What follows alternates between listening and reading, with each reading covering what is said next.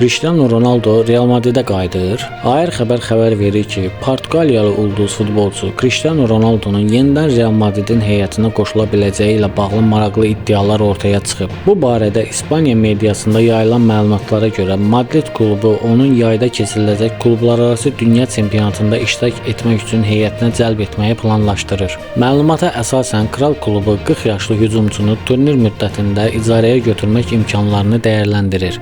Əgər bu keçid reallaşarsa və Real Madrid turnirin qalibi olarsa, Cristiano Ronaldo karyerasında ilk dəfə dünya çempionu tituluna sahib ola bilər. Bu futbol tarixində əlamətdar hadisələrdən biri kimi qiymətləndirilə bilər. Çünki Ronaldo uzun illər ərzində fərdi və klub səviyyəsində bir çox nailiyyətlər qazansa da, hələlik klublararası dünya çempionatında qalib olmayıb. Qeyd edək ki, Portuqaliyalı ulduz 2024-25 mövsümündə keçirdiyi 33 oyunda 28 qol vurub və 4 məhsuldar ötürmə verib. Hazırda Əl Nəsr klubunun formasını geyinsə də, onun keçmiş klubu Real Madridlə bağlı olan hər bir məlumat futbol sevərlərin marağına səbəb olur. Ronaldo 2009-2018-ci illər ərzində Real Madridin əsas heyətində çıxış edib və bu müddət ərzində klubun tarixinə adını qızıl hərflərlə yazdırıb. Onun oynadığı oyunlarda Madrid təmsilçisi bir neçə dəfə Çempionlar Liqasının qalibi olub və La Ligada dominantlığını qoruyub. Xatırladaq ki, klublararası dünya çempionatı bu il 15 iyun 13 iyul tarixində ABŞ-da keçiriləcək.